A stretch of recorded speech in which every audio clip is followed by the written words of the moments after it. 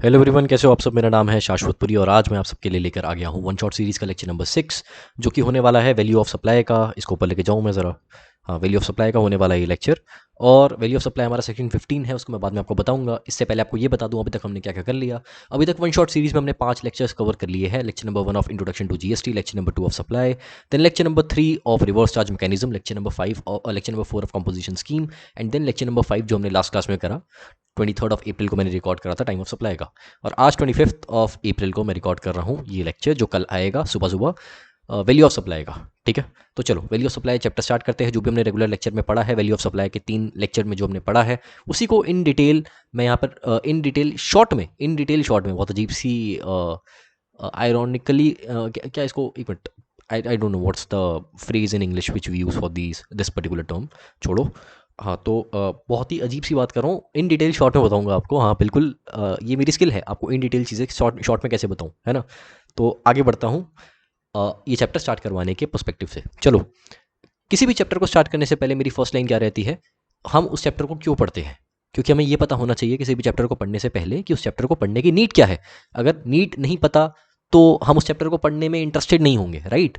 तो हमें नीड पता होनी चाहिए सबसे पहले किसी भी चैप्टर को पढ़ने से पहले। कोई बोलता है इस चैप्टर को क्यों पढ़ना है, कोई बोले ना ऐसी मजे मजे में कि पढ़ना तो है, पढ़ इसलिए पढ़ लो, ऐसे मत सुना करो उसकी बात। पूछो भाई क्यों पढ़ना है इस चैप्टर को, मैं बताऊंगा क्यों पढ़ना है वैल्यू ऑफ सप्लाई को आपको। ठीक है, देखो वैल्यू ऑफ सप्लाई को क्यों पढ़ना है, why we study this chapter. इस चैप्टर को क्यों पढ़ना है भाई, to determine value of supply. बहुत अच्छी बात बता दी सर आपने। वैल्यू ऑफ सप्लाई को पढ़ना है वैल्यू ऑफ सप्लाई निकालने के लिए, वैल्यू ऑफ सप्लाई को पढ़ना है ये जानने के लिए। सबसे पहले तो वैल्यू ऑफ सप्लाई क्या है भाई, क्या है वैल्यू ऑफ सप्लाई। ठीक है, और हमें पता लग गया वैल्यू ऑफ सप्लाई क्या है, फिर हमें ये जानना है वैल्यू ऑफ सप्लाई को कंप्यूट कैसे किया जाता है, कैसे कैलकुलेट किया जाता है। ठीक है ना, क्योंकि जो वैल्यू ऑफ सप्लाई होगी ना, उसी पर जीएसटी चार्ज होता है। वैल्यू ऑफ सप्लाई पर जीएसटी चार्ज होता है। देखो, to determine value of supply on of goods और सर्विस और both on which GST shall be charge. सुनो, वैल्यू ऑफ सप्लाई को हमें क्यों पढ़ना है, वैल्यू ऑफ सप्लाई को कैसे कंप्यूट करना है ये समझने के लिए। ठीक है, क्योंकि जो हम वैल्यू ऑफ सप्लाई कंप्यूट करेंगे ना, जो वैल्यू ऑफ सप्लाई हम कंप्यूट करेंगे ना, हम उसी वैल्यू पर जीएसटी चार्ज करते हैं, हम उसी वैल्यू पर जीएसटी का रेट लगाते हैं, और उसी वैल्यू पर जीएसटी का रेट लगाकर गवर्नमेंट को टैक्स पे करते हैं, गवर्नमेंट को जीएसटी पे करते हैं। ठीक है ना, तो वैल्यू ऑफ सप्लाई इंपॉर्टेंट इसीलिए है पढ़ना, वैल्यू ऑफ सप्लाई को कंप्यूट कैसे करना है वो समझना, क्योंकि जो वैल्यू ऑफ सप्लाई हम कंप्यूट करते हैं उसी वैल्यू पर हम जीएसटी गवर्नमेंट को कैलकुलेट करके पे करते हैं। जीएसटी का फॉर एग्जांपल 10% है, वैल्यू ऑफ सप्लाई हमने कंप्यूट किया है 1000 रुपए, तो 10% इंटू 1000 कितना हो गया, 100 रुपए। हम 100 रुपए हम गवर्नमेंट को पे करेंगे। मतलब जीएसटी का रेट किस वैल्यू पर लगना है, उस वैल्यू को कैसे कंप्यूट करें, ये समझना है वैल्यू ऑफ सप्लाई में। ठीक है ना, समझे मेरी बात। बहुत सिंपल सा रीजन होता है हर चैप्टर को पढ़ने से पहले, अगर उस रीजन को आप समझ लो तो वो चैप्टर बहुत ईजी लगने लगता है। ठीक है, तो इसीलिए मैं आपको रीजन पर हमेशा एम्फोसाइज करवाता हूँ कि रीजन पता होना चाहिए सबसे पहले कि हम किसी भी काम को क्यों करते हैं। हर काम को करने से पहले उसका रीजन जरूर पता होना चाहिए, चाहे वो पढ़ाई हो, चाहे वो जिंदगी में कोई भी काम हो। ठीक है, हाँ चलो आगे बढ़ते हैं। आगे एक एग्जाम्पल आपके सामने पेश करना चाहूँगा। ठीक है, हमारी नोरा है, बहुत दिन से क्लास में नहीं आई, तो आज मैं इसको ले आया। ठीक है, नोरा है, तो नोरा ये नोरा है, ये आप हो, आप जो पढ़ रहे हो आप। ठीक है, मैं नहीं। तो सुनो, नोरा को टी शर्ट आपको, बस सुनना, दिमाग की एक्सरसाइज है, कोई इससे कोई आउटपुट नहीं निकलने वाला, बस कुछ समझाना चाह रहा हूँ, दिमाग की एक्सरसाइज। ठीक है ना, मतलब बस सुनो। नोरा जो है वो सप्लायर है, आप हो recipient. Nora T shirt supply करती है, आपको पता है टी शर्ट मैन्युफैक्चर करती है एक्टिंग के साथ साथ, है ना। तो नोरा ने बोला यार मुझे टी शर्ट बेचनी है, आपने बोला मुझे खरीदनी है, तो नोरा ने बोला ठीक है आपको खरीदनी है तो मैं आपको टी शर्ट बेच दूंगी। ठीक है, तो टी शर्ट नोरा ने आपको बेची 1000 रुपए की, 1000 रुपए की टी शर्ट बेची। ठीक है ना, 1000 रुपए की टी शर्ट बेची आपको। ठीक है, अब सुनो मेरी बात, value of supply, value of supply है ये 1000 रुपए है, वैल्यू ऑफ सप्लाई। ठीक है, इस वैल्यू पर जीएसटी कंप्यूट होगा इनवॉइस में, इस वैल्यू पर जीएसटी कंप्यूट होगा। 1000 रुपए का 10%, 1000 रुपए प्लस 10% कितना हो गया, 1100, है ना। तो ये आप अल्टीमेटली चार्ज, ये आपसे अल्टीमेटली नोरा चार्ज करेगी, राइट। तो मैं ये बोलना चाहता हूं, मैंने क्या बोला, वैल्यू ऑफ सप्लाई क्यों पढ़ते हैं, ये जानने के लिए कि इस वैल्यू को कंप्यूट कैसे किया जाए, इस वैल्यू को कंप्यूट कैसे किया जाए। ठीक है ना, तो इस वैल्यू को कैसे कंप्यूट किया होगा, मुझे बताओ कैसे कंप्यूट किया होगा। मान लो नोरा जो है मुंबई में रहती है और आप रहते हो दिल्ली में। ठीक है, मुंबई से दिल्ली आया टी शर्ट। ठीक है, ऐसे ही बता रहा हूं, तो सुनो, ये समझो, समझने की कोशिश करो कि जो वैल्यू कोई भी सप्लायर आपसे चार्ज करता है, वो वैल्यू कंप्यूट कैसे हुआ है as per GST law, as per section number 15। Section 15 है वैल्यू ऑफ सप्लाई का। ठीक है ना, कैसे कंप्यूट हुआ है भैया, कैसे कंप्यूट हुआ है, सुनो मैं बताता हूँ कैसे कंप्यूट हुआ है। मान लो नोरा ने आपसे प्राइस चार्ज किया टी शर्ट का, ट्रांजैक्शन वैल्यू टी शर्ट की 800 रुपये। ठीक है, 800 रुपये चार्ज किया। ठीक है ना, प्राइस चार्ज किया। ठीक है, 800 रुपये। उसके बाद मान लो नोरा मुंबई में है, आप खुद दिल्ली में, तो ट्रांसपोर्टेशन चार्ज 50 रुपये नोरा ने ये भी चार्ज किया, ये भी ऐड हो गया वैल्यू में। एग्जाम्पल दे रहा हूँ अभी, सुनते रहो, ठीक है ना। वैल्यू में कौन सी चीज़ ऐड हो सकती है, कोई नई चीज़ नहीं है, सुनो बस। उसके बाद आपने बोला नोरा को, यार मैं ना बहुत पतला हूँ, मेरे जैसा कोई पतला बंदा है, मैं एक्सट्रीमली पतला हूँ, मेरे जैसा कोई पतला बंदा है, यार आपकी टी शर्ट जो होती है ना स्मॉल साइज़ की आती नहीं है, तो आप प्लीज़ स्मॉल साइज़ में कन्वर्ट करके मुझे टी शर्ट दे दो, क्योंकि मुझे तो मीडियम भी अच्छे से नहीं आएगी, मैं चाहता हूँ मुझे बिल्कुल फिट टी शर्ट आए, मुझे जिम विम जाना है, तो प्लीज़ आप मुझे जो है फिटिंग करके दे दो। उन्होंने बोला ठीक है 50 रुपये एक्स्ट्रा लगेंगे। आपने बोला ठीक है 50 रुपये ले लो मुझसे, ये भी आपके वैल्यू में ऐड कर दिया नोरा ने, ठीक है। और बाकी कुछ और भी चीज़ें हैं जो वैल्यू में ऐड हो सकती है, जिनके बारे में हम इस चैप्टर में पढ़ेंगे, जिसके बारे में to be discuss in this chapter, जिसके बारे में इस चैप्टर में पढ़ेंगे, ठीक है ना। ये हंसता हुआ बच्चा खुश हो रहा है क्योंकि हम चैप्टर पढ़ने वाले हैं, ठीक है ना। तो काफ़ी सारी चीज़ें हैं जिसको मिला के वैल्यू ऑफ सप्लाई बनता है, और उस वैल्यू पर हम जीएसटी कंप्यूट करते हैं, उस वैल्यू पर जीएसटी का रेट लगाते हैं और गवर्नमेंट को टैक्स पे करते हैं, ठीक है ना। तो ऐसे वैल्यू कंप्यूट होती है, हम बोलते हैं टी शर्ट 1000 रुपये का है, तो उसमें काफ़ी सारी चीज़ें इंक्लूड हुई होगी, तब जाके वैल्यू बनी है। ये टी शर्ट का प्राइस है, लेकिन और भी चीज़ें इसमें इंक्लूड हुई है, ये और चीज़ें हैं जो हम इस चैप्टर में पढ़ेंगे, वो कौन कौन सी चीज़ें हैं यहाँ पर, ठीक है। तो इन शॉर्ट ये आपको मुझे दिमाग एक्सरसाइज करवानी थी कि वैल्यू ऑफ सप्लाई कैसे बनती है, एक वैल्यू ऑफ सप्लाई कैसे बनती है, ठीक है ना, कैसे छोटी छोटी चीज़ों से वैल्यू ऑफ सप्लाई बनती है जिस वैल्यू पर हम जीएसटी चार्ज करते हैं, ठीक है। चलो आगे, अब सेक्शन 15 सबसेक्शन 1 सुनना। अब चैप्टर स्टार्ट हो रहा है, अभी तक आपका मैंने एक बेस बना दिया, ठीक है। बहुत छोटा चैप्टर है, बहुत छोटा, वीडियो आप लेंथ देख के समझ गए होगे, लेंथ मुझे नहीं पता, मैं वीडियो बना रहा हूँ, 30 मिनट से मेरे ख्याल से कम होनी चाहिए। चलो section 15 subsection 1, value of supply of goods और सर्विस, ठीक है। Value of supply of goods और सर्विस इज ट्रांजैक्शन वैल्यू, और ट्रांजैक्शन वैल्यू क्या है, transaction value is the price that is paid या फिर payable for set supply of goods या फिर सर्विस और बोथ। सुनो, वैल्यू ऑफ सप्लाई क्या है, वैल्यू ऑफ सप्लाई है transaction value, value of supply है ट्रांजैक्शन वैल्यू, ये ट्रांजैक्शन वैल्यू है। और ट्रांजैक्शन वैल्यू क्या है, ट्रांजैक्शन वैल्यू है प्राइस, ट्रांजैक्शन वैल्यू है प्राइस, ये प्राइस है टी शर्ट का, ट्रांजैक्शन वैल्यू प्राइस है, value of supply transaction value है, और ट्रांजैक्शन वैल्यू प्राइस है, और प्राइस को या तो आपने पे कर दिया होगा, या तो करना होगा, या तो पेबल होगा या तो पेड होगा, ठीक है। या तो करना है पे, या तो पे कर दिया, दोनों में से कोई भी केस हो सकता है, आपने या तो पे कर दिया या पे करना है। तो वैल्यू ऑफ सप्लाई क्या है, in short value of supply transaction value है, ट्रांजैक्शन की वैल्यू है वैल्यू ऑफ सप्लाई। और ट्रांजैक्शन की वैल्यू क्या है, ट्रांजैक्शन की वैल्यू प्राइस है, ट्रांजैक्शन की वैल्यू प्राइस है। प्राइस आप पे आपने हो सकता है कर दिया हो, पे हो सकता है आपको करना हो, ठीक है ना। Value of supply transaction value that is price paid या फिर payable for set supply of goods और सर्विस और बोथ वेयर सुनना मेरी बात ध्यान से, वेयर सप्लायर एंड रिसिपिएंट नोरा और आप are unrelated, are not related, ठीक है ना। हम सेक्शन 15 सबसेक्शन 1 में उन लोगों के बारे में पढ़ रहे हैं जो रिलेटेड नहीं है, जो लोग रिलेटेड होते हैं उसके बारे में हम rule number 28 of CGST rules में पढ़ते हैं 2017 में, जिसके बारे में हम यहाँ पर नहीं पढ़ेंगे, वो बाद में आएगा आपका बीकॉम ऑनर्स के या फिर बीकॉम या फिर बीबीए के एग्जाम के लिए। दिस इज़ नॉट रेलिवेंट, सिर्फ यही रेलिवेंट है जो अनरिलेटेड पार्टी के बीच में अगर सप्लाई हो रहा है तो उसके इसमें वैल्यू ऑफ सप्लाई कैसे डिटरमाइन करते हैं, इस वो उसके लिए रेलिवेंट है। अब अनरिलेटेड पार्टी कौन होती है, आप इन शॉर्ट बस इतना समझ लो कि सॉरी रिलेटेड पार्टी कौन होती है, अनरिलेटेड तो जो रिलेटेड नहीं होती वो अनरिलेटेड होती है, ठीक है ना। तो अनरिलेटेड कौन होती है, एग्जाम के लिए सिर्फ दो चीज़ रेलिवेंट है, मेंबर्स ऑफ सेम फैमिली और एम्प्लॉय एंड एम्प्लॉयर, ठीक है ना। ये दोनों रिलेटेड है, कोई दोस्त हो वो रिलेटेड नहीं माने जाते। इन सब के मतलब और भी काफ़ी सारी चीज़ें हैं जो उस डेफिनेशन में इंक्लूड है, ए से लेके आई क्लॉज तक, but for you only these two things are relevant for exam, ठीक है ना। तो मैं वन शॉट सीरीज में ज़्यादा एम्फोसाइज नहीं कर रहा, इसीलिए आपको शॉर्ट में बता रहा हूँ। चलो हाँ, तो value of supply transaction value है, ट्रांजैक्शन वैल्यू क्या है, प्राइस है। प्राइस आपने पे कर भी दिया हो सकता है, पे या तो पेबल होगा, ठीक है ना। अब where value of supply transaction value that is price actually paid और payable where the supplier and recipient are not related, and price is the sole consideration for said supply। देखो वैल्यू ऑफ जो हम section 15 subsection 1 में जिनके बारे में बात कर रहे हैं ना, वैल्यू ऑफ सप्लाई के बारे में बात कर रहे हैं ना, सेक्शन 15 सबसेक्शन 1 में सप्लायर और रिसिपिएंट अनरिलेटेड होना चाहिए और प्राइस होना चाहिए सोल कंसिडरेशन। मतलब जब नोरा आपको सामान दे रही है, जब नोरा आपको टी शर्ट दे रही है, तो नोरा को आपको प्राइस देना पड़ेगा, प्राइस पे करना पड़ेगा, ठीक है ना। प्राइस ही सोल कंसिडरेशन है, ठीक है ना।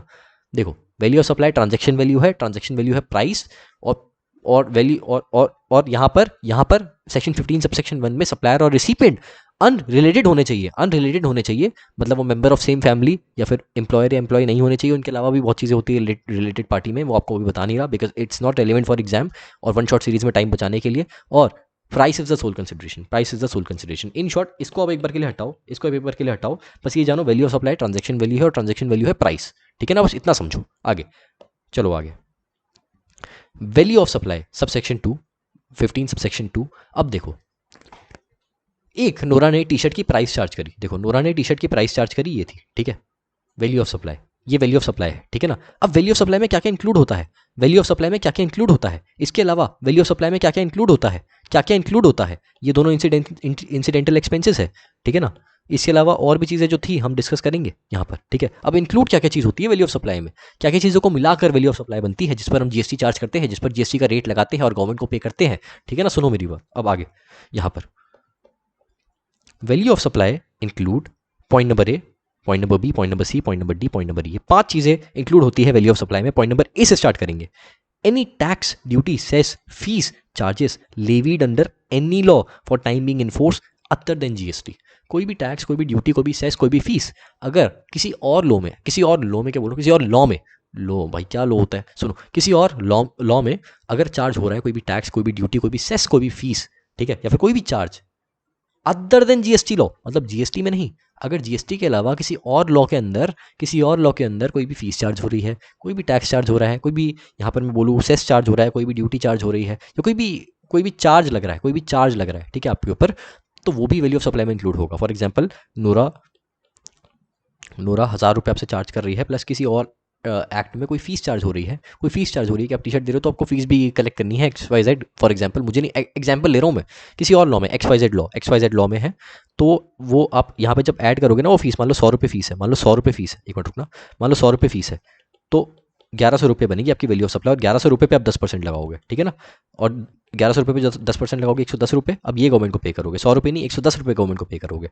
ठीक है। कोई भी टैक्स, ड्यूटी, सेस, फीस, या फिर कोई भी चार्ज, या फिर कोई ड्यूटी, कोई भी cess, tax, duty, cess, fees, tax, duty, cess, fees, हाँ चार्ज, 5 चीज which is chargeable under any law other than GST law, मतलब जीएसटी को वैल्यू ऑफ सप्लाई में इंक्लूड नहीं करोगे। ये क्या बात हुई, मतलब जीएसटी को कैसे आप इंक्लूड करोगे वैल्यू ऑफ सप्लाई में, जीएसटी तो आप बाद में कंप्यूट कर रहे हो, है ना, तो जीएसटी इंक्लूड नहीं होगा वैल्यू ऑफ सप्लाई में, लेकिन जीएसटी के अलावा कोई भी टैक्स, ड्यूटी, सेस, फीस या चार्ज है तो उसको वैल्यू ऑफ सप्लाई में इंक्लूड करोगे आप, ठीक है ना। चलो आगे, एक तो ये इंक्लूड होगा। दूसरी चीज, any amount that supplier is liable to pay but incurred by recipient and not included in the price. मान लो फॉर एग्जाम्पल, मान लो हमारी प्यारी नोरा से आपने टी शर्ट लिया, अब टी शर्ट जब नोरा आपने बोला टी शर्ट नोरा को फिटिंग करके दो मुझे, क्योंकि मैं बहुत पतला हूँ, मुझे स्मॉल साइज की टी शर्ट चाहिए जो आपके पास आउट ऑफ स्टॉक है, तो नोरा ने बोला मेरे पास ना धागा नहीं है, क्योंकि यहाँ पर हमसे स्मॉल साइज का कोई खरीदता नहीं है, आजकल सब मीडियम साइज के खरीदते हैं, आजकल तो लोग बहुत मोटे हो गए हैं, पतले लोग आपकी तरह बहुत कम हैं, तो मेरे पास ना धागा खत्म हो गया, मेरे पास धागा खत्म हो गया एंड ऑल, अभी आउट ऑफ स्टॉक चल रहा है वो भी, तो मुझे वो क्या बोलते हैं वो धागा खरीदना है, ठीक है, तो वो धागा आएगा 50 रुपये का, नोरा ने बोला, ठीक है। और नोरा के पास टाइम नहीं था, तो आपने बोला अरे मैं आपको खरीद के दे दूंगा, कोई दिक्कत नहीं है, मेरा वहाँ पे कोई दोस्त है वो आपको खरीद के दे देगा मेरी तरफ से एंड ऑल, पैसे उसको मैं दे दूंगा, ठीक है। तो आपने वो खरीदवा दिया, आपने खरीद दिया, एक मान लो आपने खरीद लिया, ठीक है। तो क्या हुआ कि आपने खरीदा, लेकिन एक्चुअल में किसको पे करना था, एक्चुअल में किसको खरीदना चाहिए था वो धागा, नोरा को खरीदना चाहिए था, सप्लायर को खरीदना चाहिए था, लेकिन पे किसने करा धागा के लिए, जिससे आपकी टी शर्ट की फिटिंग होगी, आपने पे करा, आपने पे करा ना एक तरीके से, ठीक है। तो एनी अमाउंट दैट सप्लायर यानी कि नोरा वाज लाइबल टू पे फॉर धागा which was incurred by you, which was incurred by recipient, which was incurred by recipient shall be includable in value of supply। उस धागे की cost जो आपने पे करी ना एज रिसिपिएंट, वो भी इंक्लूड होगी वैल्यू ऑफ सप्लाई में, क्योंकि वो सप्लायर को पे करना था लेकिन पे आपने किया, ठीक है ना। तो 1000 + 50 और ऐड हो गया, लो हे भगवान, अब उस पर जीएसटी पे करो, समझे। Any amount that the supplier is liable to pay but has been incurred by the recipient shall be includable in the value of supply, ठीक है, समझ गए, हाँ। And not included in the price, and not included in the price मैंने बोला नहीं, I am sorry, and not included in the price, ठीक है। चलो आगे, C any incidental expenses plus any amount charge for anything done by the supplier. Any incidental expense, कोई भी incidental expense है, और any amount charge for anything done by the supplier shall be includable in the value of supply which is इनकट eight the time या फिर before the delivery. सुनो, कोई भी incidental expenses, for example उस ऊपर हमने ट्रांसपोर्टेशन चार्जेस यहाँ पर बोले थे, ट्रांसपोर्टेशन चार्ज नूरा ने आपसे चार्ज करे मुंबई से दिल्ली शिप करने के लिए टी शर्ट को, और टी शर्ट की फिटिंग के एक्सपेंस, ये दोनों इंसिडेंटल एक्सपेंस है, इंसिडेंटल एक्सपेंस है। Over and above T shirt के प्राइस के जो चार्ज होता है वो इंसिडेंटल एक्सपेंस होता है, ठीक है। इंसिडेंटल एक्सपेंस, अगर कोई भी इंसिडेंटल एक्सपेंस अगर सप्लायर आपसे चार्ज कर रहा है, अगर हमारी प्यारी नोरा आपसे चार्ज कर रही है जो कि आप रिसिपिएंट हो, या सप्लायर आपसे चार्ज कर रहा है और आप रिसिपिएंट हो, या फिर रिसिपिएंट से चार्ज कर रहा है सप्लायर, बार बार मैं बोल रहा हूँ, तो उस केस में वो इंसिडेंटल एक्सपेंस चाहे वो डिलीवरी से पहले इनकर किया गया हो या फिर at the time of delivery इनकर किया गया हो, वो वैल्यू ऑफ सप्लाई में इंक्लूड होगा, वो वैल्यू ऑफ सप्लाई में इंक्लूड होगा, ठीक है। वो वैल्यू ऑफ सप्लाई में इंक्लूडेबल होगा, वो वैल्यू ऑफ सप्लाई में इंक्लूड होगा, ठीक है। कोई भी इंसिडेंटल एक्सपेंस हो, इन शॉर्ट वो वैल्यू ऑफ सप्लाई में इंक्लूड होगा, ठीक है, इंक्लूड होगा। आगे पॉइंट नंबर डी, कोई भी इंटरेस्ट, लेट फी या फिर पेनल्टी अगर आप चार्ज कर रहे हो, अगर सप्लायर चार्ज कर रहा है आपने, अगर सप्लायर चार्ज कर रहा है कोई भी लेट फी, इंटरेस्ट या फिर पेनल्टी, अगर सप्लायर चार्ज कर रहा है कोई भी लेट फी, इंटरेस्ट या फिर पेनल्टी, किससे किससे अपने डेटर से चार्ज कर रहा है सप्लायर, अपने रिसिपेंट से चार्ज कर रहा है सप्लायर। डेटर कौन हुआ? रिसिपेंट हुआ। मान लो आप पर्सन, आप कोई बंदे हो, अब बंदा ही तो आप, हाँ ठीक है, मान लो आप कोई बिजनेसमैन हो, अब अच्छा लग रहा है बोलना, आप कोई बिजनेसमैन हो और आपने किसी को माल दिया हुआ है और वो आपको पैसे नहीं दे रहा अभी, तो आपको कौन हुआ? वो डेटर हुआ। और आपने उसको माल दिया तो वो कौन हुआ? आपका रिसिपिएंट हुआ। तो डेटर कौन हुआ? रिसिपिएंट हुआ। मैं आपको ऐसे ही बता रहा हूँ, कंफ्यूज ना हो जाओ, ठीक है। कंफ्यूज होने वाली बात नहीं थी, मैं ही कंफ्यूज हुआ था शायद, इसलिए मैंने आपको बता दिया, छोड़ो। हाँ सुनो अजीब अजीब सी बातें करता हूँ मैं। हाँ, तो क्या कह रहा हूँ, क्या कह रहा था यार, भूल गया मैं। हे भगवान, पढ़ना पड़ेगा। हाँ, मान लो अगर कोई लेट फी, इंटरेस्ट या फिर पेनल्टी अगर आपने, सप्लायर ने अगर अपने डेटर से चार्ज करा, अपने रिसिपेंट से चार्ज करा, ठीक है, क्योंकि वो उसने उसको दुखी कर दिया, रिसिपेंट ने दुखी कर दिया अपने सप्लायर को कि भैया पैसे नहीं दे रहा, तो उसने बोला ले बेटे लेट फी चार्ज करूंगा तेरे पे, ले बेटे इंटरेस्ट चार्ज करूंगा तेरे पे, ले बेटे तेरे पे मैं पेनल्टी लगाऊंगा कि तू मुझे पैसे नहीं दे रहा है, पैसे नहीं देगा मुझे, मुझे पैसे नहीं देगा। तो ऐसे कह रहा है सप्लायर। तो अगर आपने कोई भी, अगर सप्लायर ने कोई भी लेट फी, इंटरेस्ट या फिर पेनल्टी चार्ज किया ना for delayed payment of consideration, मतलब डिलेड पेमेंट, मतलब देर से पे कर रहे हो अगर आप पैसे, उसके लिए कोई चार्ज किया ना लेट फी, इंटरेस्ट या फिर पेनल्टी, वो भी इंक्लूड होगा वैल्यू ऑफ सप्लाई में, वो भी इंक्लूड होगा वैल्यू ऑफ सप्लाई में, ठीक है ना। आगे कोई भी सब्सिडी अगर आपको मिल रही है bye any person other then central government या स्टेट गवर्नमेंट, तो उस केस में अगर वो सब्सिडी प्राइस से लिंक है, अगर वो सब्सिडी प्राइस से लिंक है, तो उसको वैल्यू ऑफ सप्लाई में इंक्लूड करना है, तो उसको वैल्यू ऑफ सप्लाई में इंक्लूड करना है। लेकिन अगर कोई भी सब्सिडी आपको मिल रही है from any person other than government, government मतलब सेंट्रल गवर्नमेंट और state government, in that case अगर वो प्राइस से लिंक नहीं है, तो आप उसको वैल्यू ऑफ सप्लाई में इंक्लूड नहीं करो, उसको नहीं करो, मत करो। देखो, अगर आपको कोई भी सब्सिडी मिल रही है सेंट्रल गवर्नमेंट या स्टेट गवर्नमेंट से, तब तो उसको वैल्यू ऑफ सप्लाई में इंक्लूड नहीं करो, मत करो, ठीक है ना। चाहे वो प्राइस में लिंक हो, चाहे वो प्राइस से लिंक नहीं हो। अगर कोई भी सब्सिडी आपको any person other than government से मिल रही है, from any person other than government से मिल रही है, और अगर वो प्राइस से लिंक है, तो आपको वैल्यू ऑफ सप्लाई में इंक्लूड करना है उस सब्सिडी को। अदरवाइज अगर वो प्राइस से लिंक नहीं है, तो वैल्यू ऑफ सप्लाई में इंक्लूड नहीं करना। प्राइस से लिंक का मतलब, अगर मान लो किसी ने आपको सब्सिडी दी, any person other than government ने बोला अगर आप 1000 रुपये का माल बेचोगे तो उस पर 100 रुपये का मैं आपको सब्सिडी दूंगा, ठीक है, 100 रुपये का आपको सब्सिडी दूंगा मैं, ठीक है, कि आप माल बेचो, ठीक है। तो वो 100 रुपये आप मान लो कस्टमर से कम चार्ज कर रहे हो, तो उसको आपको वैल्यू ऑफ सप्लाई में इंक्लूड करना पड़ेगा, ठीक है ना। आप भले कस्टमर से जो हो, कस्टमर से आपको जो जीएसटी चार्ज करना है ना, भले आप कस्टमर से 900 रुपये बोलो कि 900 रुपये का माल है, लेकिन आपको जीएसटी कस्टमर से चार्ज करना पड़ेगा 1000 रुपये पे, मतलब चाहे आप अपनी क्या बोलो, छोड़ो, कस्टमर से आपको चार्ज करना पड़ेगा, ओके। यहाँ मैं वो तरीका नहीं बताऊंगा, हाँ ठीक है, कस्टमर से आपको चार्ज करना पड़ेगा। उसके बाद नॉट, हाँ, if subsidy is provided by any person other than government which is not link to price, in that case आपको वो ऐड नहीं करना वैल्यू ऑफ सप्लाई में। मतलब नॉट लिंक टू प्राइस का मतलब क्या हुआ, मान लो कोई मशीन दे दी सब्सिडी के फॉर्म में, या मशीन खरीदने का पैसा दे दिया, आप मशीन से तुम माल बनाओ, ठीक है, तो प्राइस से लिंक कहाँ हुआ? वो मशीन से माल बन रहा है, ठीक है, तो प्राइस से लिंक नहीं हुआ ना, ठीक है।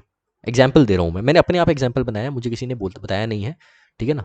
चलो आगे, अब एक स्पेशल केस है ओनली फॉर एग्जाम, ठीक है, एक्सक्लूसिवली फॉर एग्जाम। सुनो, special note only for exam for section 15(2) clause T, 15(2) clause T, इसके लिए एक स्पेशल नोट है, ठीक है ना। सुनो, नॉर्मली इंटरेस्ट लेट फी या पेनल्टी, हमने जो पढ़ा था section 15 subsection D, section 15 subsection 2 clause T, हमने क्या पढ़ा था? कोई भी इंटरेस्ट, लेट फी या पेनल्टी अगर आप चार्ज कर रहे हो अपने रिसिपेंट से for delayed payment of consideration,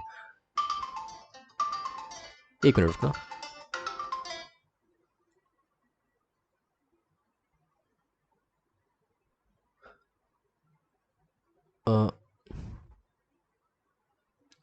मेरे दोस्त का फ़ोन आ गया था, इस टाइम पे उसका फ़ोन करने का टाइम है, मैं वीडियो बना रहा हूँ, मैंने उसको बताया नहीं मैं वीडियो बना रहा हूँ, इस चक्कर में बेचारे ने फ़ोन कर दिया, अब इसको करूँगा, उसकी तबीयत ख़राब थी, छोड़ो।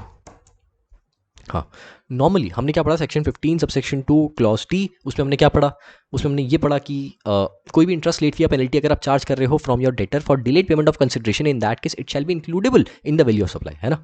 तो नॉर्मली एग्जाम पर्पस के लिए एक नोट बता रहा हूँ आपको, नॉर्मली इंटरेस्ट, लेट फी या पेनल्टी, बस सुनना, नॉर्मली इंटरेस्ट, लेट फी या penalty is treated as inclusive of GST, सुनो, कोई भी इंटरेस्ट, लेट फी या पेनल्टी है, normally it is treated as inclusive of GST. मतलब क्या बोला मैंने?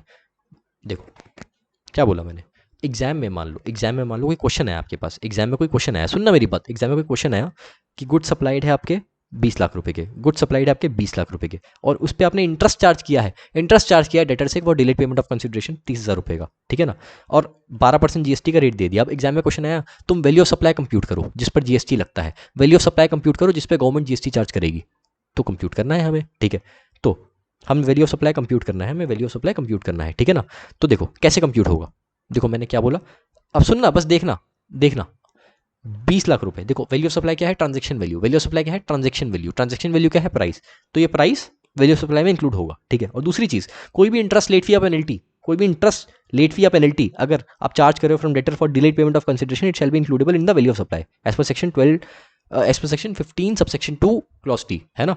तो ये भी इंक्लूड होगा in the value of supply. लेकिन एक ट्विस्ट है, मैंने यहाँ पे क्या बोला, कोई भी इंटरेस्ट लेट फी या पेनल्टी अगर एग्जाम में आया तो उसको ट्रीट करना है इंक्लूसिव ऑफ जीएसटी, यानी कि ग्रॉस ऑफ जीएसटी आपको ट्रीट करना है, इसको ग्रॉस ऑफ जीएसटी इसको ट्रीट करना है। मैंने क्या बोला, इसका मतलब क्या है, मान लो एग्जाम में आया ना वैल्यू ऑफ सप्लाई का क्वेश्चन और उसमें इंटरेस्ट है या फिर लेट फी या फिर पेनल्टी है, तो उसको आप इंक्लूसिव ऑफ जीएसटी मानो।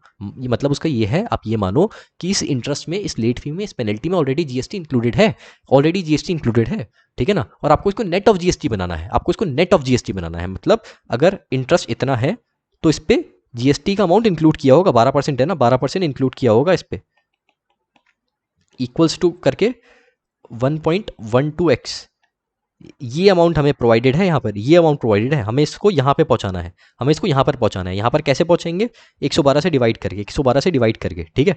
112 से हमने डिवाइड करा, 112% से डिवाइड करा, तो देखो क्या आया, ये नेट ऑफ जीएसटी अमाउंट ये है, नेट ऑफ जीएसटी अमाउंट ये है। एग्जाम में हमसे एग्जामिनर थोड़ा सा मतलब शाणा बनने की कोशिश करता है, तो आपको मैंने वो बता दिया, ठीक है। क्वेश्चन जनरली आपके ऐसे होंगे, net of gross of GST वाले, उसको आपको नेट में कन्वर्ट करना है, only for interest late fee या penalty in case of value of supply का क्वेश्चन, ठीक है ना।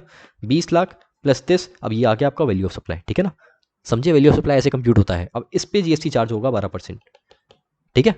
हाँ, अब आगे deduction of discount, section number 15 sub section 3, last concept है, इसके बाद पूरा चैप्टर खत्म, कॉन्ग्रेचुलेशंस, ठीक है ना। डिडक्शन ऑफ डिस्काउंट, सुनो, अगर कोई भी डिस्काउंट आपको सप्लायर प्रोवाइड कर रहा है, कोई भी डिस्काउंट आपको सप्लायर प्रोवाइड कर रहा है, अगर डिस्काउंट प्रोवाइडेड, अगर डिस्काउंट आपको मिल रहा है बिफोर या फिर at the time of supply, मतलब हमने टाइम ऑफ सप्लाई पढ़ा, हमने क्या है वो जान लिया, ठीक है। अगर आपको कोई डिस्काउंट मिल रहा है, अगर आपको कोई डिस्काउंट मिल रहा है बिफोर या फिर at the time of supply, time of supply से पहले, टाइम ऑफ सप्लाई मान लो है 23/4/25, अगर 23/4/25 से पहले कोई डिस्काउंट आपको मिल रहा है, 23/4/25 से पहले अगर आपको कोई डिस्काउंट मिल रहा है तब, या फिर 23/4/25 को आपको कोई डिस्काउंट मिल रहा है तब, उस केस में आप उसको वैल्यू ऑफ सप्लाई से डिडक्ट कर दो। मान लो नोरा आपको डिस्काउंट दे रही है टाइम ऑफ सप्लाई से पहले या फिर टाइम ऑफ सप्लाई के वक्त ही, टाइम ऑफ सप्लाई के वक्त ही, तो अगर मान लो आपको 10% का डिस्काउंट दे रही है, दैट इज 100 रुपये का, तो तब आप डिस्काउंट को डिडक्ट कर लो, तब वैल्यू ऑफ सप्लाई से वो डिडक्ट हो जाएगा, तब वैल्यू ऑफ सप्लाई से डिडक्ट कर लो, ठीक है ना। सुनो, 1000 रुपये, 900 रुपये, अब इस पे जीएसटी कंप्यूट होगा, इस पे जीएसटी कंप्यूट होगा 10%। सुनो, डिस्काउंट क्या होता है, अगर आप मैंने मान लो आपको कोचिंग क्लासेस अपनी दी, 1000 रुपये का क्यों दूंगा, अच्छी मेरी अच्छी है क्वालिटी बहुत, कम से कम 5000 रुपये चार्ज करूंगा, ठीक है। बीकॉम के लिए तो चलो चल जाता है, सीए बीए में आगे मेरा टारगेट है जाने का, उसमें तो हाँ चलो, बीकॉम में मैंने मान ली 2000 में दे दी आपको, ठीक है, 2000 में दे दी। अब मैं बोल रहा हूँ डिस्काउंट दे रहा हूँ, तो डिस्काउंट का मतलब क्या है, मान लो मैं आपको 10% डिस्काउंट दूंगा, 2000 पे 10% डिस्काउंट, 2000 का 10% कितना हुआ, 200 रुपये। मैं कह रहा हूँ चलो आप ना 2200 रुपये मुझे अब दो, है। डिस्काउंट का मतलब तो सर ये होता है ना, पैसे कम होंगे, मतलब अब हमें आपको 1800 रुपये देने हैं सर। हाँ, यही तो समझाना चाह रहा हूँ। सुनो, कोई भी डिस्काउंट की अगर हम बात कर रहे हैं, कोई भी डिस्काउंट की अगर हम बात कर रहे हैं, तो डिस्काउंट डिडक्ट करते हैं हम सब वैल्यू से, है ना। तो यहाँ पर भी डिस्काउंट डिडक्ट करते हैं, यहाँ पर भी डिस्काउंट हम डिडक्ट करेंगे वैल्यू ऑफ सप्लाई से, ठीक है ना। तो वैल्यू ऑफ सप्लाई से डिस्काउंट हम कब डिडक्ट कर सकते हैं, कब डिडक्ट कर सकते हैं, ये जानना है हमें। सुनो, अगर कोई भी डिस्काउंट मिला है, अगर कोई भी डिस्काउंट मिला है, if discount is given before या फिर at the time of supply, before 23/4/25 या फिर at 23/4/25, in that case discount को डिडक्ट कर लो, बिना किसी क्वेश्चन के डिस्काउंट को डिडक्ट कर लो from the value of supply, ठीक है ना। मतलब 1000 रुपये अगर नोरा चार्ज कर रही है, 10% का डिस्काउंट दे रही है बिफोर या फिर at the time of supply, that is 23/4/25, हमने एग्जाम्पल लिया है, उस केस में इसको डिडक्ट कर लो, 900 रुपये आ जाएगा आपका वैल्यू ऑफ सप्लाई, इस पर जीएसटी चार्ज होगा 10%, और इस पर जो जीएसटी आएगा 90 रुपये, ये आप गवर्नमेंट को अल्टीमेटली पे करोगे, ठीक है। लेकिन अगर मैं बोलूँ, अगर आप कोई भी डिस्काउंट आपको मिला है, कोई भी डिस्काउंट मिला है, that is after 23/4/25, that is after the time of supply, in that case आप कैसे ट्रीट करोगे, ऐसे ट्रीट करोगे, एक मिनट यार, मैंने यहाँ पे आफ्टर टाइम ऑफ सप्लाई लिखना चाहिए था, मैं एक बार इसको चेंज करूँगा, ठीक है ना। हाँ, आफ्टर सप्लाई सही है, आफ्टर सप्लाई भी सही है, मतलब सप्लाई होने के बाद, तो टाइम ऑफ सप्लाई तो हो गया, टाइम ऑफ सप्लाई की बात, हाँ ठीक है। दोनों में से कुछ भी आप समझ लो, दोनों में से कुछ भी आप समझ लो, ठीक है। If any discount is given after supply, if any discount is given after supply, supply के बाद, अगर सप्लाई होने के बाद अगर आपको कोई भी डिस्काउंट मिला गया है, तो उस केस में हम दो केस देखेंगे, उस केस में हम दो चीज देखेंगे, दो केसेस यहाँ पे बनते हैं। पहला केस, अगर तो सप्लाई होने के बाद अगर कोई आपको डिस्काउंट दिया गया है, अगर नोरा ने मान लो आपको टी शर्ट दे दी और फिर आपको कॉल करके बोली यार मैं आपको डिस्काउंट देना चाहती हूँ, मतलब 23/4/25 को उसने टी शर्ट दे दी, अब 24/4/25 को आपको फोन कर दिया मैं आपको डिस्काउंट देना चाहती हूँ, तो वो डिस्काउंट दे सकती है नहीं दे सकती? वैल्यू ऑफ सप्लाई से डिडक्ट होगा कि नहीं होगा भाई वो, ठीक है। If it is agreed eight the time of supply, अगर वो डिस्काउंट एग्री किया गया है eight the time of supply, अगर वो डिस्काउंट एग्री किया गया eight the time of supply, तब क्या होगा? या फिर अगर वो डिस्काउंट एग्री नहीं किया गया है, अगर वो डिस्काउंट एग्री नहीं किया गया है from eight the time of supply, मतलब सुनो, अगर सप्लायर ने आपको डिस्काउंट देने की बात की, अगर सप्लायर, सॉरी मैंने आपको एग्जाम्पल गलत दिया, मैंने ना सॉरी आपको नोरा वाला एग्जाम्पल गलत दिया, उसको दिमाग से निकालना, उसको दिमाग से निकालना, मैंने सॉरी एग्जाम्पल गलत दिया है, आई एडमिट माई मिस्टेक। हाँ सुनो, उसको दिमाग से निकालो, कट डिलीट डिलीट डिलीट। सुनो, मान लो नोरा ने, सुनो मान लो आपको कोई डिस्काउंट मिला है, बस सुनना, मान लो आपको कोई डिस्काउंट मिला है, आपको आपके पास गुड्स आ चुके हैं, वो गुड्स आने के बाद, या फिर सुनो गुड्स नहीं भी आए हैं तो टाइम ऑफ सप्लाई हो चुका है, टाइम ऑफ सप्लाई हो चुका है, टाइम ऑफ सप्लाई के बाद, टाइम ऑफ सप्लाई के बाद, ठीक है, टाइम ऑफ सप्लाई के बाद आपको कोई डिस्काउंट मिला है, या फिर आफ्टर सप्लाई आपको कोई डिस्काउंट मिला है, ठीक है ना। तो उस केस में यहाँ पे दो केस हमें देखने हैं, दो केस हमें देखने हैं। क्या वो डिस्काउंट जो आपको आफ्टर सप्लाई मिला है, क्या वो डिस्काउंट जो आपको आफ्टर सप्लाई मिला है वो एग्री किया गया था before the time of supply? वो एग्री किया गया था बिफोर या फिर at the time of supply? At the time of supply, before नहीं, at the time of supply क्या वो एग्री किया गया था? क्या सप्लायर और रिसिपिएंट ने आपस में एग्री किया था, कि सप्लायर ने एग्री किया था कि मैं आपको डिस्काउंट दूंगा, ऐसा हुआ था? या फिर ऐसा एग्री नहीं हुआ था कि आपको टाइम ऑफ सप्लाई के, या फिर टाइम ऑफ सप्लाई पर एग्री नहीं हुआ था कि आपको डिस्काउंट मिलेगा, या फिर टाइम ऑफ सप्लाई पर एग्री नहीं हुआ था कि आपको डिस्काउंट मिलेगा? सुनो, अगर तो आपको डिस्काउंट मिला है, अगर तो आपको डिस्काउंट मिला है आफ्टर सप्लाई, तो उस केस में हमें दो चीज़ देखनी है कि क्या क्या eight the time of supply supplier ने रिसिपिएंट को एग्री किया था कि मैं आपको डिस्काउंट दूंगा, या फिर सप्लायर ने रिसिपिएंट को एग्री नहीं किया था eight the time of supply कि मैं आपको डिस्काउंट दूंगा। अगर तो सप्लायर ने रिसिपिएंट को एग्री नहीं किया था कि वो उसको डिस्काउंट देगा, कि वो रिसिपिएंट को डिस्काउंट देगा, उस केस में it shall not be deducted, that discount shall not be deducted from value of supply. मतलब अगर 1000 रुपये नोरा चार्ज कर रही है और उसने टाइम ऑफ सप्लाई पर एग्री नहीं किया था कि वो उसको डिस्काउंट देगी, और आफ्टर सप्लाई डिस्काउंट दे रही है, तो उस केस में जो 1000 रुपये है ये डिडक्ट नहीं होंगे वैल्यू सप्लाई से, और 1000 पे ही टैक्स देना पड़ेगा, ठीक है ना। अब समझे मेरी बात? लेकिन अगर मैं बोलूँ ऑन द अदर हैंड, अगर नोरा ने एग्री किया था कि वो डिस्काउंट देगी eight the time of supply, और डिस्काउंट बाद में मिला है, आफ्टर सप्लाई मिला है, उस केस में हमें डिडक्ट कर सकते हैं, उस केस में हम 1000 रुपये से जो डिस्काउंट है 10% का वो डिडक्ट कर सकते हैं। लेकिन उसके लिए दो कंडीशन सेटिस्फाई करनी है, दो कंडीशन सेटिस्फाई करनी है। वो कंडीशन क्या है? पहली चीज़, that discount shall be specifically linked to the invoice, मतलब इनवॉइस से लिंक होना चाहिए। मतलब अगर मैं बोलूँ 1000 रुपये है, 10% ऑफ इनवॉइस वैल्यू पे मैं डिस्काउंट दे रहा हूँ, तो इनवॉइस से लिंक है, ठीक है ना। और दूसरी चीज़, रिसिपिएंट को रिवर्स करना है ITC attributable to such discount. मान लो बिजनेस करने के लिए टी शर्ट ले रहे हो, मान लो 1000 रुपये का टी शर्ट लेते, 1000 पे 10% जीएसटी लगता, वैल्यू ऑफ सप्लाई पे 10% जीएसटी लगता, 10% जीएसटी कितना हो गया? 100 रुपये। इस पर आप आईटीसी क्लेम करते, आप खुश होते आईटीसी आपको मिलता तो, है ना। और गवर्नमेंट दुखी होती, गवर्नमेंट जब आईटीसी देती है तो टैक्स कम आ रहा है, राइट, है ना। आईटीसी माइनस होता है तब नेट जीएसटी पेबल कंप्यूट होता है, गवर्नमेंट उदास होती कि हमारा थोड़ा टैक्स कम आ रहा है, राइट। तो सुनो, गवर्नमेंट ये कह रही है भाई अगर तुम डिस्काउंट ले रहे हो ना, डिस्काउंट डिडक्ट कर रहे हो ना, तो चुपचाप जो 1000 रुपये पे तुम 100 रुपये का डिस्काउंट ले रहे हो ना, और 900 रुपये पे तुम जीएसटी पे कर रहे हो, 900 रुपये पे 10% तुम जीएसटी पे कर रहे हो, जो कि है 90 रुपये। पहले तुम 100 रुपये जीएसटी पे कर रहे थे, अब 90 रुपये पे कर रहे हो, ठीक है ना। तो ऐसा ना हो बेटा कि तुमने 90 रुपये पे जीएसटी पे कर दिया और 100 रुपये का आईटीसी ले लिया। मतलब क्या बोला मैंने, एक मिनट रुकना। हाँ, मतलब तुमने 90 रुपये पे जीएसटी पे कर दिया और 100 रुपये पे आईटीसी, 90 रुपये पे जीएसटी पे कर दिया और 100 रुपये पे आईटीसी ले लिया। मतलब क्या हुआ?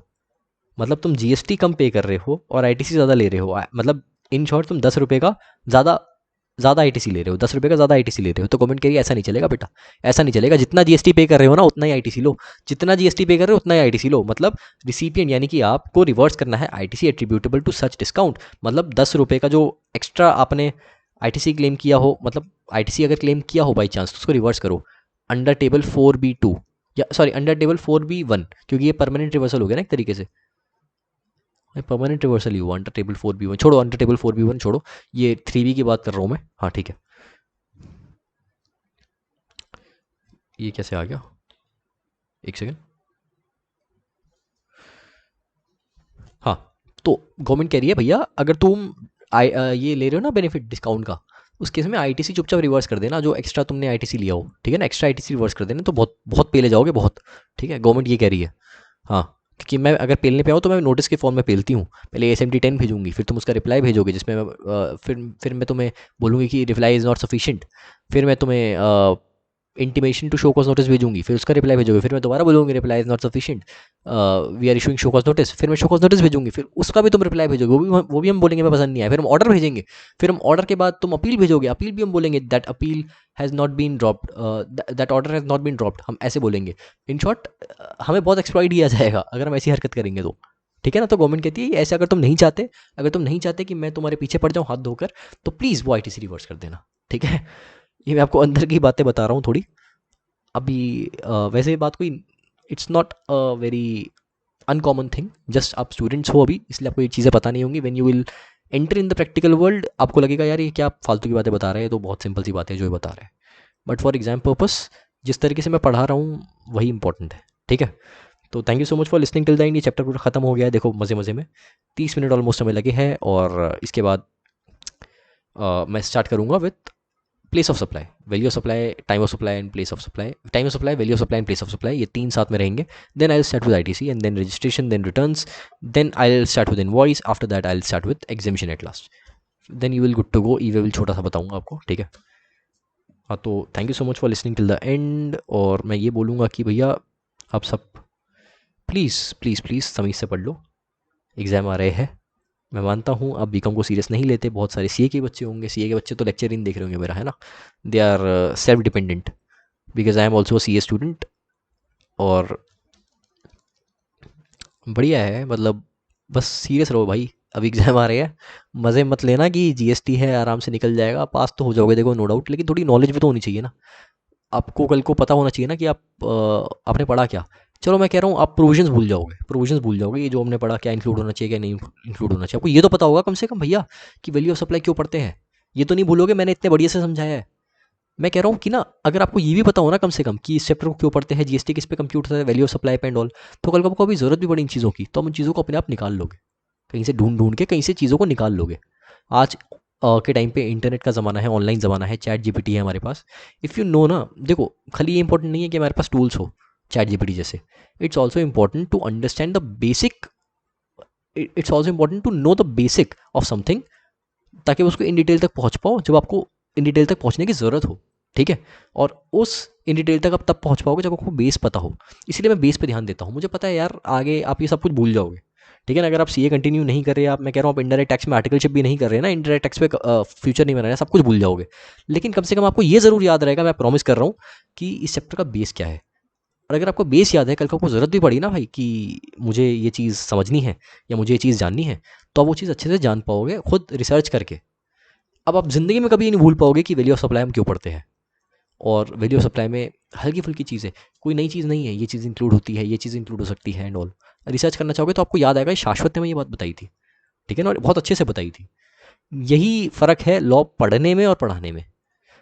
पढ़ कोई भी लेगा भाई, जो पढ़ाने का काम होता है ना, वो आप करके देखना कभी, तो आपको समझ आएगा कि अभी आपको लग रहा होगा भाई ये बहुत सिंपली पढ़ा रहा है, मैं ही पढ़ा सकता हूँ, पढ़ा के देखना कभी, ठीक है। Then I talk to you, चलो, नाइस टू मीट यू, क्या बोल रहा हूँ मैं, पागल हो गया हूँ क्या, छोड़ो, goodbye, thanks for listening. आता हूँ मैं नेक्स्ट लेक्चर में, मे बी टुमारो लेक्चर बनाऊँ मैं, मे बी टुमारो, और अपलोड मैं मंडे को करूँगा मोस्ट प्रॉब्ली, या संडे को, नहीं कल सैटरडे है ना, कल एक लेक्चर मैं अपलोड कर रहा हूँ तो मैं मंडे को अपलोड करूँगा। चलो गुड बाय।